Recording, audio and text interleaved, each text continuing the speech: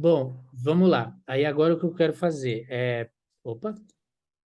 O que eu quero fazer é não clicar em coisa que não interessa.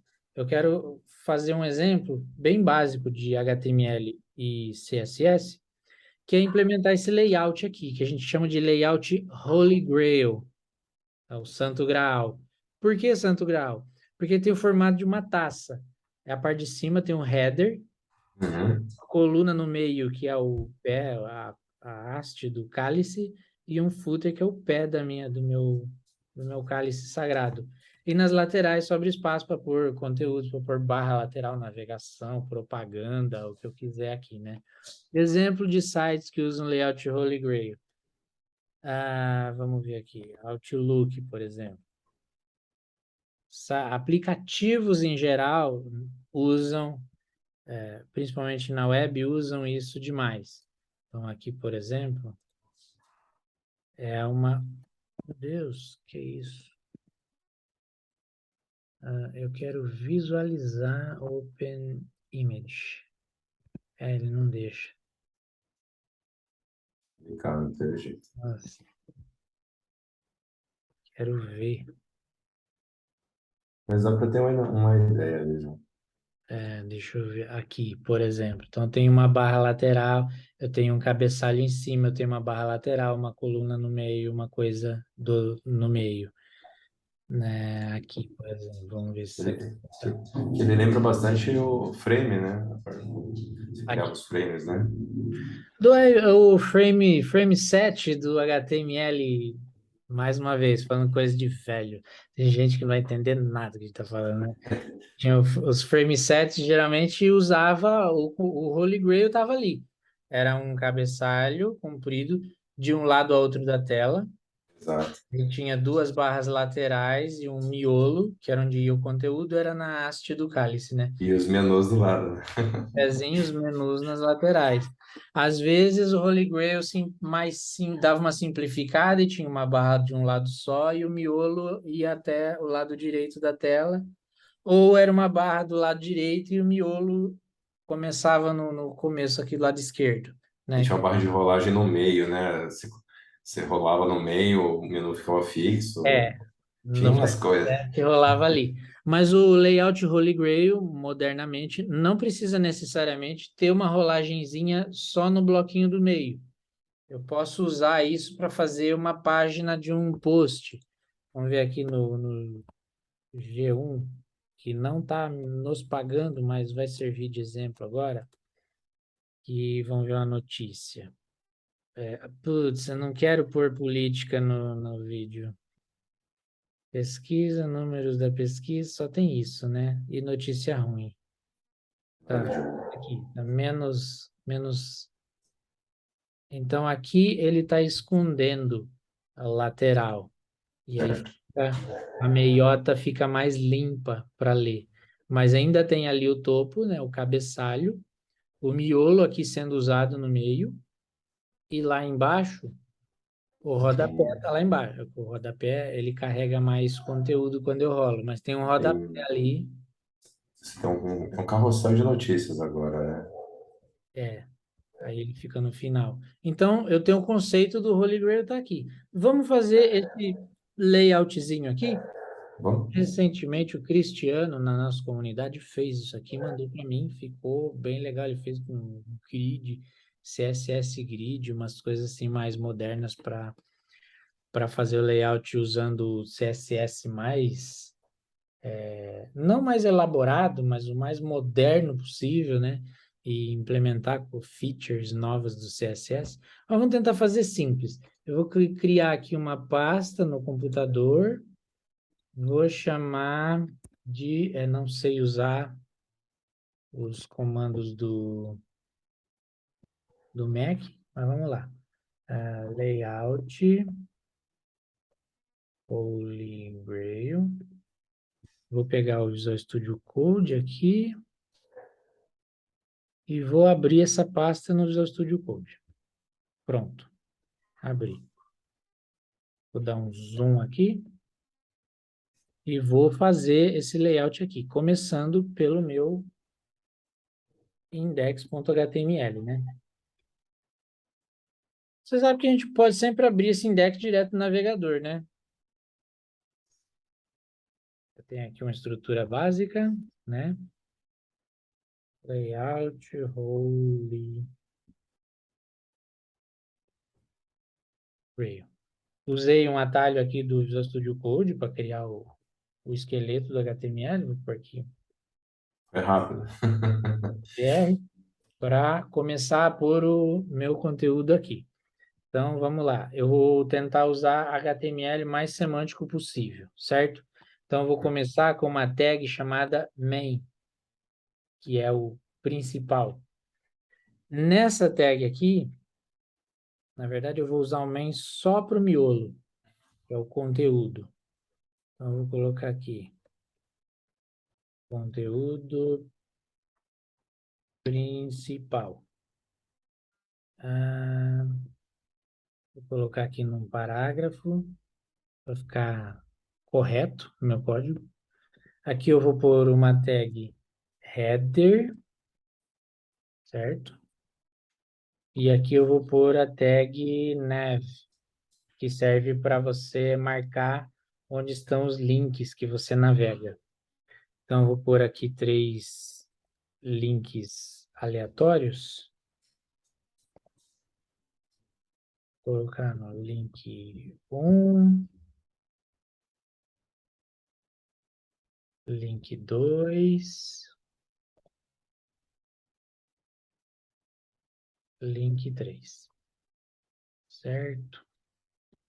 Vou colocar isso aqui assim.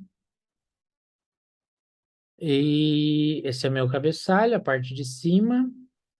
Aí, esse main aqui, eu vou colocar ele dentro de uma div. Essa div aqui, eu vou pôr uma classe que depois eu vou mexer no CSS, vou chamar de grid. Onde eu vou colocar a barra lateral. Eu vou usar a tag aside do HTML, HTML5, né? Eu vou pôr aqui um parágrafo e escrever conteúdo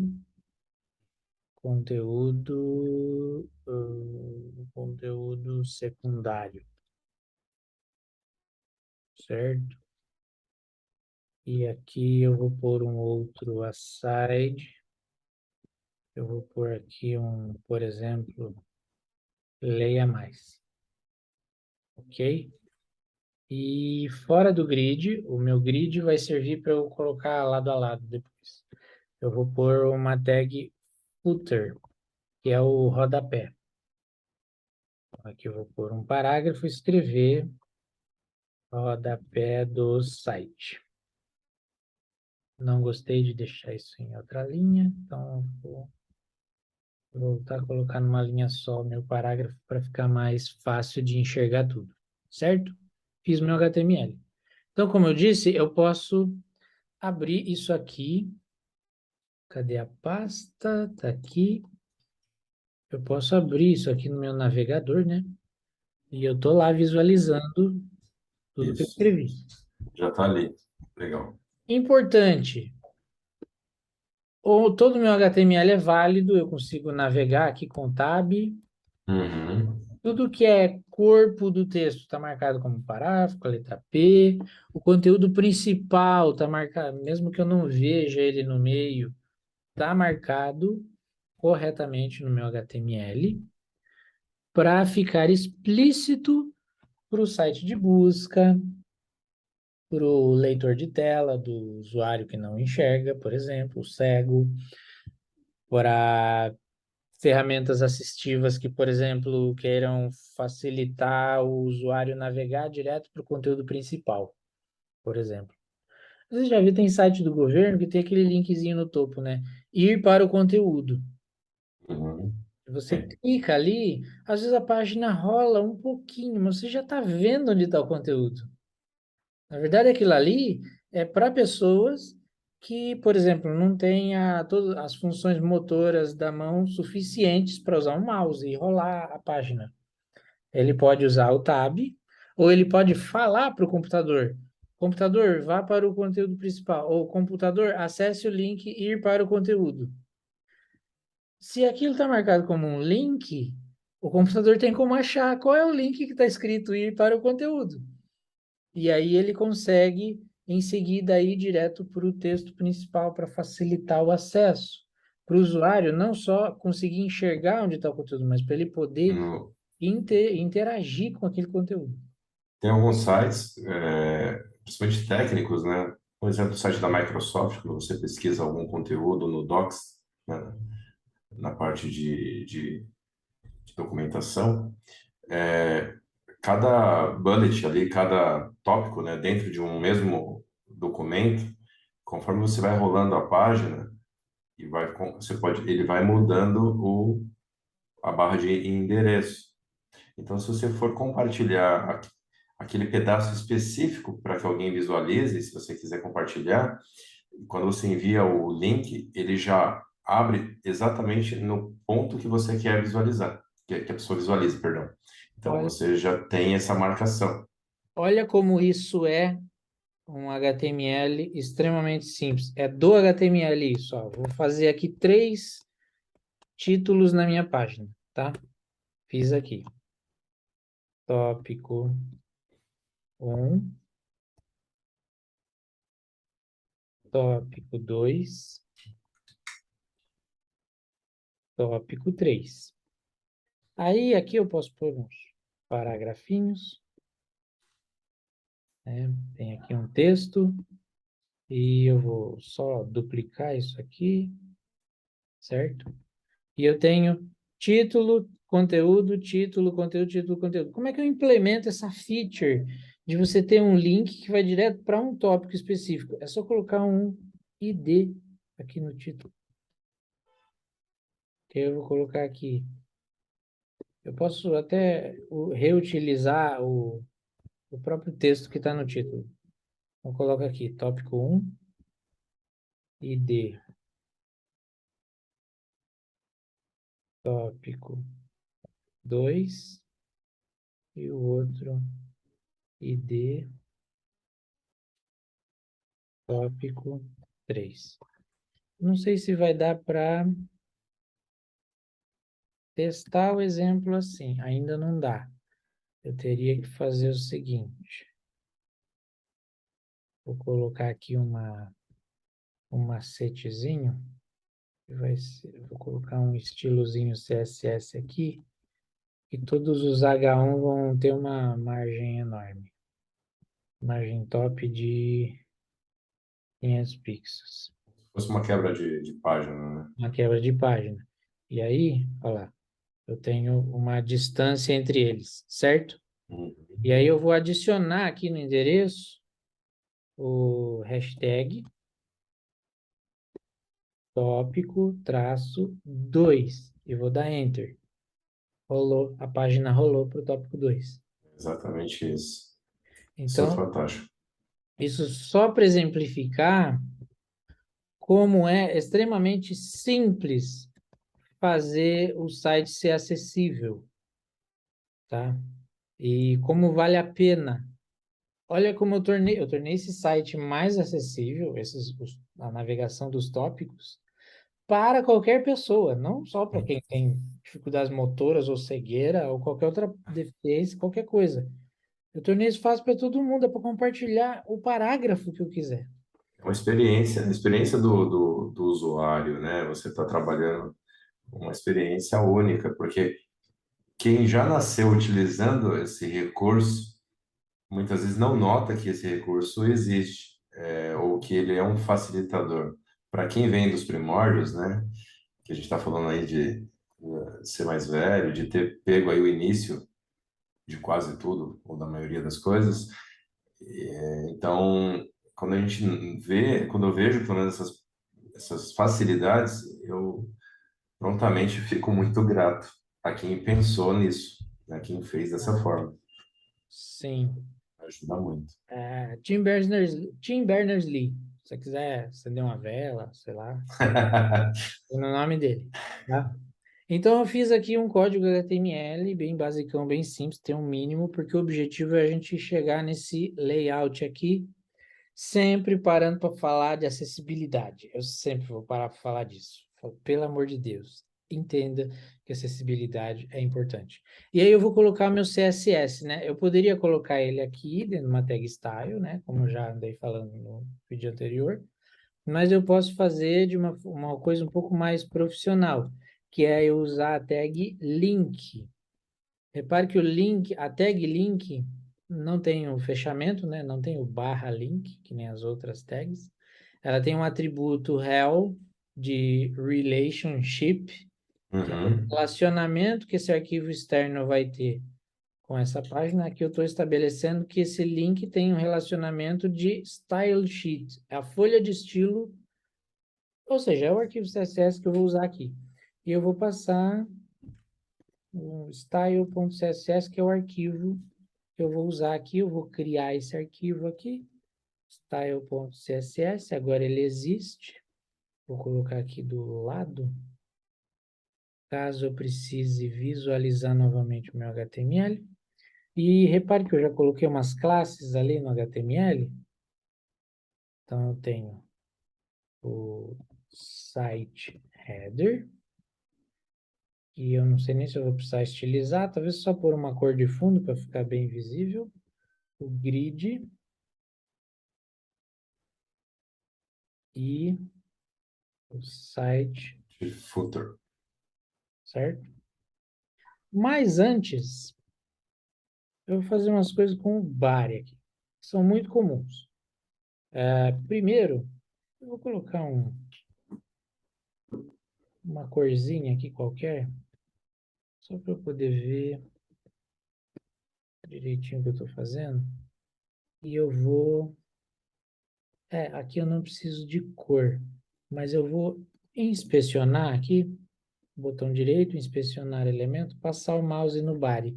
Tá vendo que tem uma linha alaranjada em volta do body? Uhum. Eu passo o mouse aqui, eu vou iluminando o que eu estou passando o mouse. Tem uma bordinha laranjada, porque por padrão, o body ele tem uma margem que os navegadores implementam. Aqui não está dando para enxergar, né? Eu vou ter que dar um zoom aqui. Vamos. Não deu para fazer o que eu queria. Fechar o console e aumentar aqui. Então, o body, ele tem sempre uma margenzinha que o navegador implementa. Eu vou tirar isso. Eu vou apagar isso aqui. Margem 0. Tá? No CSS existem vários tipos de unidades de medida. Eu poderia usar 0 pixels, 0 em, que é uma unidade referente ao tamanho da fonte. Tem o rem, que é relativo ao tamanho da fonte no contexto mais global. Tem o que mais? Tem o ch, que é de tamanho de caractere. Tem tudo isso aqui de unidade de medida. Tem o porcentagem, 0%. Mas quando eu uso o valor zero especificamente, ele não precisa de unidade de medida, porque zero é zero para qualquer coisa. Então, eu vou pôr só o número zero aqui. E aí eu vou recarregar a página. Repare que aquele espacinho que tinha de beirada ali na borda não tem mais. Uhum. Feito.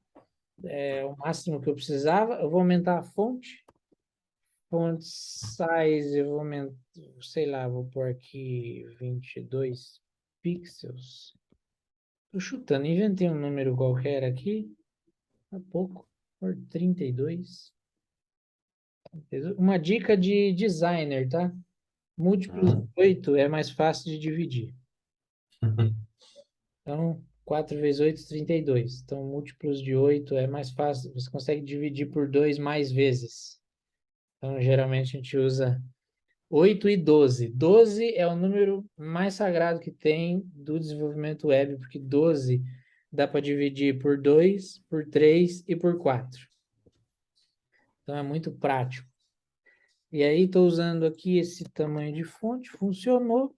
Eu consigo agora estilizar visualizando bem onde está cada coisa, né? O meu site header, aqui no body, eu tirei a margem que ele tinha, né? E aqui no site header, eu vou adicionar um espaçamento que é diferente da margem, porque ele é interno, é dentro do header, que é o padding. E no padding eu vou colocar um EM, será que é muito? Deixa eu ver. Então repare que eu tenho espaçamento. Para poder visualizar melhor esse espaçamento, eu vou pôr uma cor de fundo. Background color. Legal que o editor te sugere cores para facilitar a sua vida. Geralmente, cores nomeadas não vão ser muito usadas no ambiente mais profissional, tá? Você vai usar o código de hexadecimal da cor. E tem um macete no navegador para você descobrir o código hexadecimal dessa cor aqui, quer ver? Bom, vamos lá, vamos visualizar. É isso. Então, eu tô usando já muitas features do CSS. Então, padding, background color, por aí vai, né? O que eu queria dizer é que aqui, tá vendo? Aqui no navegador eu também vejo esse bloquinho, esse quadradinho, indicando o botãozinho de cor que eu posso clicar, né? Para escolher. Você tem um conta-gota ali, Tem o né? conta-gota, tem um botão de copiar o código da cor para a área de trabalho. E com isso, eu já posso colar aqui, eu acho. O X. Não, eu colei a mesma coisa que estava no código. Mas se eu copiar daqui o hexadecimal, eu consigo vir aqui e colar o código hexadecimal daquela cor. Aqui está coloridinho por baixo do texto, do código, porque eu estou usando uma extensãozinha do Visual Studio Code que serve para facilitar, visualizar onde tem código de cor mesmo. E é isso que eu precisava aqui. Tá, o meu cabeçalho está feito. Agora eu vou fazer o rodapé também. Vou pôr o mesmo padding. Lembrando que essa unidade, 1 EM, é igual ao tamanho de uma letra, que é o mesmo que eu usar o font size, tá? Então, 1 EM é isso aqui, é esse valor aqui. Então, é equivalente a 32 pixels. Você falou que ele pega por hierarquia, né? Ele Ele assume usa, o. ele usa o font size como referência, como unidade de troca, de moeda, de câmbio. E aí, 1 EM equivale a qualquer que seja o font size desse contexto que eu estou estilizando aqui. Então, se eu aqui, por exemplo, vou voltar aqui, ó, e vou recarregar, vou colocar a cor de fundo também aqui, background color, dark gray. Pronto, cinza escuro para ficar bem tosqueira. Vou colocar aqui o cor. Pronto. Tem uma cor bem escura para ficar bem destacado. Tá lá. E aí eu estava falando do EM, né? Se eu, nessa classe aqui, definir um font size para, sei lá, 16 pixels, que é o padrão dos navegadores, então, nesse rodapé, o padding, que é 1 EM, vai ficar menor também. Ok? Ele vai ser de 16 Porque ele pixels. está dentro do bloco ali, né? Sim, porque aqui nesse contexto, o tamanho da fonte é outro. Então, aí, o 1 EM vai ser esse tamanho novo de fonte que eu defini ali naquele Uhum. lugar, certo? Aí eu já aproveitei para estragar aqui o rodapé para também mostrar uma outra coisa que é como que eu defino a fonte, a cor do texto, né? Que é com a propriedade color. Então, no rodapé eu vou deixar um cinza bem clarinho. Vamos ver se fica bom o contraste. Talvez esse contraste na Europa dê multa, tá? Por quê? Alguns países da Europa multam qualquer empresa que o site dela não for suficientemente acessível. E o texto não ter um bom contraste em relação ao fundo é um problema de acessibilidade também. No caso aqui é tudo cinza, mas às vezes eu uso cores e não dá para perceber para quem enxerga cores. Só que tem muitos usuários daltônicos, é um número muito grande de gente que a gente não pode prejudicar. Mas aí quando você usa uma ferramenta, sei lá, que converte a tela para para menos cores, você vê que o texto quase some. Ou seja, para um daltônico isso aqui é invisível, às vezes, dependendo da cor. Então, só mais uma palavra sobre acessibilidade. O contraste entre o texto e a cor de fundo é muito importante você tomar cuidado. Nesse Fazer caso, um corte. a olho nu tá parecendo que não, que tá ok. Então, vou deixar assim. Agora vamos fazer o miolo, né? Aqui eu tenho, nesse miolo, eu gostaria de deixar tudo lado a lado. Existe uma especificação nova do CSS, relativamente nova, que é o Flexbox, que serve para eu fazer layouts de uma maneira um pouco mais fácil. Se eu simplesmente pegar um container, né, que é um elemento que contém outros elementos, e colocar aqui display flex, ele já vai fazer com que os filhos automaticamente fiquem lado a lado. Quer ver? Olha lá. Ele já passou a se comportar como um layout em colunas, Uhum. certo? Certo. Aí, eu vou fazer o seguinte. Eu vou fazer com que cada elemento dentro desse grid se expanda. O asterisco quer dizer tudo, qualquer coisa. Esse maior que significa exatamente filho de. Então, eu pego essa classe grid, tudo que for filho imediato, o aside, o main, o outro side, eu vou estilizar aqui nesse bloco. E eu vou fazer o seguinte, flex 1, que é um atalho para estica esse elemento para aproveitar melhor o espaço. Mas se precisar, encolhe ele também para caber. É isso. Oversize. Flex 1 é isso. Só ajusta de uma forma inteligente esses elementos. E aí eu recarrego. Se eu passar o mouse aqui para testar, ó, eu estou com a side do lado esquerdo. O main está ali no meio esticando para 1/3 do espaço. E o outro aqui também. Certo? E como os três estão com o flex igual a 1, o valor exatamente igual, o tamanho dos três é exatamente igual. Eu deveria, na verdade, definir aqui que o meu main tem o flex, um para encolher e um para se expandir, e o tamanho de, em vez de 30, vou aumentar para 40%, para ficar um pouquinho maior. E aí eu recarrego aqui. Nada acontece, porque o Flexbox é mais inteligente do que eu e ele dando mais espaço.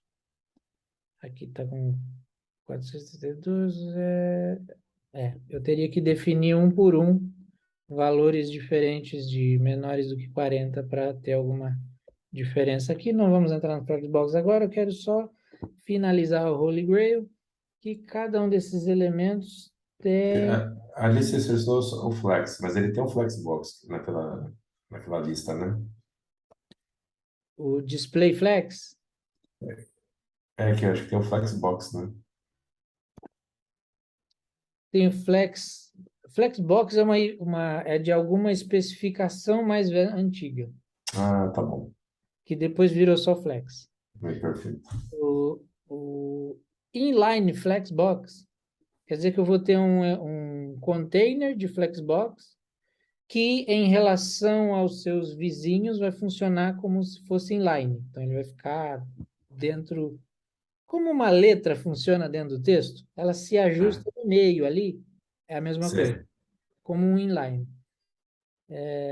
E é isso. Aí eu consegui aqui, para respeitar o nosso time box de tempo do vídeo, até aqui está feito. Eu vou no main colocar apenas uma cor de fundo para finalizar ele. Vou colocar aqui uma cor bem horrível, para ficar bem aí. Está feito o nosso Holy Grail. Usando o Flexbox, eu poderia empurrar esse rodapé lá para baixo, esticando o corpo ali do meio para ocupar a tela inteira. Poderia fazer Aham. vários outros truques. Aqui eu poderia também usar mais padding, color, text decoration para configurar os links, ajustar várias outras coisas, mas para atingir o layout Holy Grail, é isso. Aqui é só para dar um exemplo mínimo de HTML e CSS, o que pode ser feito com eles. Dá para fazer muito mais. Qualquer layout que você vê que existe na web, dá para fazer com HTML e CSS. É a primeira vez que eu vejo um CSS explicado na prática, assim, utilizado dentro de um HTML. Eu sempre vi Ah, arquivo CSS, mas como ele fazia, como que era a chamada né, de um, de um CSS, como que você configurava essas divisões, assim, eu tinha visto. então, Legal. é isso aí. Hoje.